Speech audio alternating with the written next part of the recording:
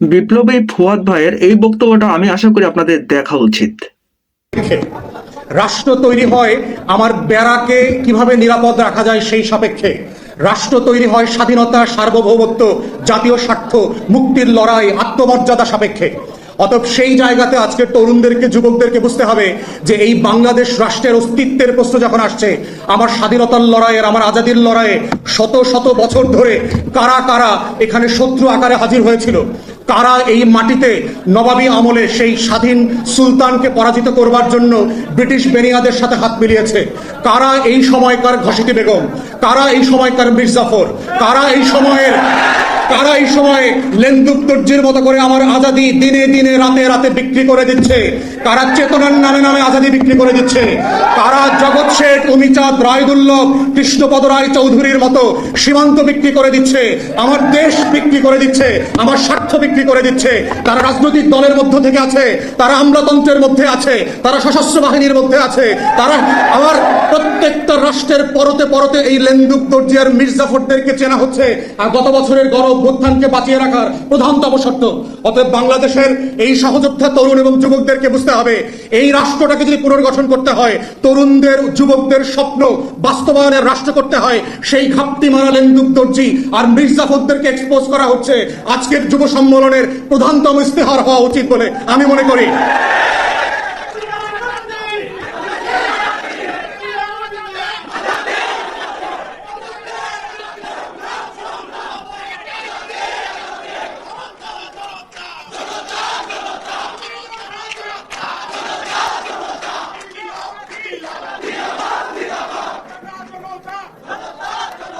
এবং এই শত্রু চিহ্নিত করবার জায়গাতে আমরা বারবার যেটা দেখতে পেয়েছি, গণ অভ্যুত্থানের পক্ষের শক্তিরা যারা কাঁধে কাঁধ মিলিয়ে, পাশে পাশ মিলিয়ে স্নাইপারের গুলের মুখে একসাথে শাহাদাত বরণ করেছে, সেই একই রক্তের রঙিন হওয়া মানুষগুলো আজকে ভিন্ন ভিন্ন বক্তব্য দিয়ে একজন আরেকজনকে শত্রুপক্ষ তৈরি করছে।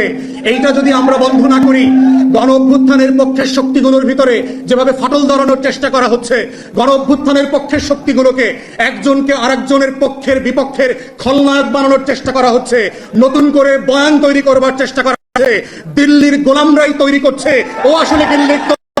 তাই আমাদেরকে সাবধান হতে হবে, বন্ধু বেশে কারা কারা আজকে দিল্লির গোলাম বানানোর জন্য, আমার আজাদির লড়াইকে, আমার করে দেওয়ার জন্য দিন রাত চেষ্টা করছে।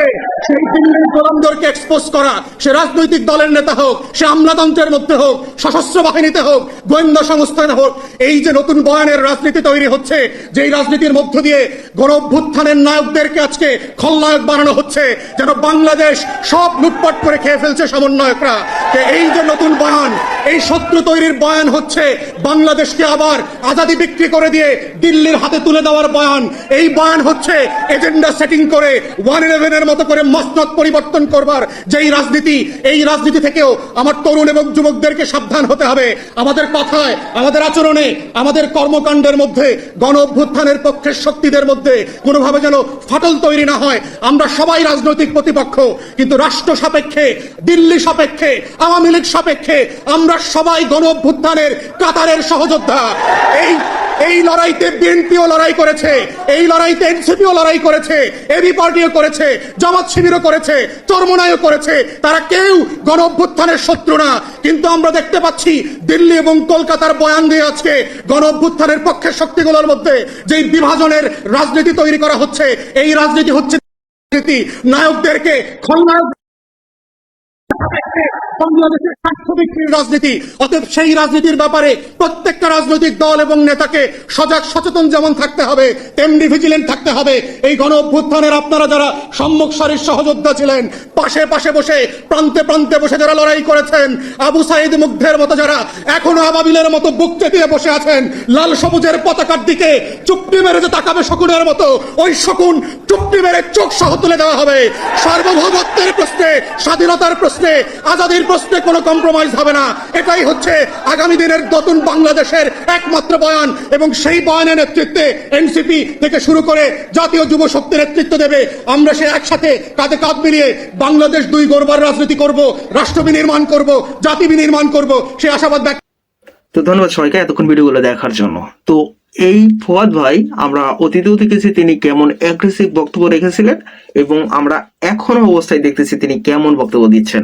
সব মিলে ফুয়াদ ভাইয়ের এই কথাগুলো থেকে আমরা অনেক কিছুই মেসেজ পাই। যেমন আমরা বুঝতে পারতেছি এই মুহূর্তে কারা দেশের শত্রু, তিনি কিন্তু অনেকগুলো স্টেপ বাই স্টেপ তুলে ধরেছেন। আসলে তা কারা দেশের সাথে দেশদ্রোহিতা করে তিনি কিন্তু সেগুলো তুলে ধরেছেন। আপনি সেটা খেয়াল করছেন নাকি জানি না। তবে আপনাদের বলে রাখি, এগুলোর সাথে জড়িত ওই ভারতপন্থী লোকগুলা, যারা ভারতকে আব্বা ভাবে, ভারতকে নিজের মাতৃভূমি ভাবে, ওই সকল গোষ্ঠীর মানুষটাই হলো দেশের সবচাইতে বড় শত্রু। এবং অতীতেও তারা দেশকে বিক্রি করার পরিকল্পনা করেছে, এখনো তারা করে যাচ্ছে। তো এ থেকে আমরা অনেক স্পষ্টই হই যে আসলে তাদের মিশনটা কি। মনে হয় তাদের এই, আমি এটা বললে হয়তো অনেকটা খারাপ হয়ে যাবে, যাক ওই দিকে আমি যাচ্ছি না, আপনারা একটু বুঝে নেবেন। আর আপনাদের আশা করি সেটা আবারও একবার দেখানোর দরকার নাই, কারণ সেখানে তিনি বেশ কিছু মানুষের নাম বলেছিলেন যারা কিনা দেশদ্রোহিতার সাথে যুক্ত ছিল, তাদেরকেই কিন্তু মুসলিম ছিল না। বুঝতে পারছেন ব্যাপারটা আপনারা? আর তারা ছিল এই ভারতপন্থী লোক। তো আপনাদের মতামতগুলো কমেন্ট বক্সে জানিয়ে যাবেন, এবং আমার ফুয়াদ ভাইয়ের বক্তব্য সবসময় ভালো লাগে। তো হাসান আব্দুল আর ফুয়াদ ভাইয়ের বক্তব্য জানার নতুন নতুন কোনো কিছু একটা মেসেজ যেটা আমাদেরকে প্রতিনিয়ত দিয়ে আসতেছে। ভালো থাকবেন সবাই, আল্লাহ হাফেজ।